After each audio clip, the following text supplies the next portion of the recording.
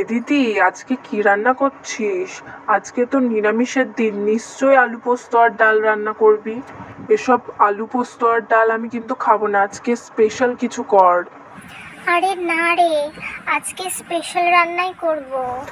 তাই? তাহলে বল, কি স্পেশাল রান্না? তোকে অত জানতে হবে না, তুই থালা নিয়ে শুধু রেডি থাক। একটা গল্প শুনবেন? গল্পটা শুরু হোক এক থালা খাবার দিয়ে, সঙ্গে থাকুক ডাল, শাক আর আমার হাতে স্পেশাল বেগুন সুন্দরী দিয়ে। আজকের রান্না শুধু পেটই ভরাবে না, মনও ভরিয়ে দেবে। শুধু নিরামিষ বললেই কি মনে হয় স্বাদ কমে যাবে? না না, একদমই না। ডালের সরলতা, শাকের সতেজতা আর বেগুনের মায়া আর আলু ভাজার খাস্তা স্বাদ সব মিলিয়ে আজকে নিরামিষ প্লেট হবে একেবারে উৎসবের মতো। তাহলে চলুন শুরু করা যাক। তোমাদেরও কি নিরামিষ রান্না বান্নার কথা মাথায় আসলেই মনে হয় আজকে কী রান্না করব?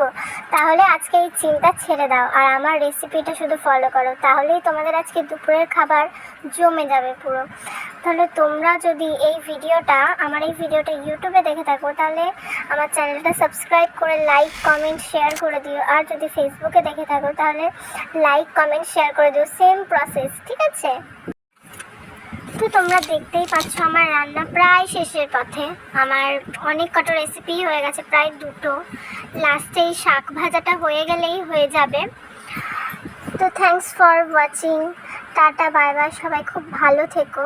আর নিরামিষ মানেই ভাববে না যে কিচ্ছু রান্না নেই, কি করা যায়, এসব একদম ভাববে না। টাটা বাই বাই, ভালো থাকবে, সুখে থাকবে।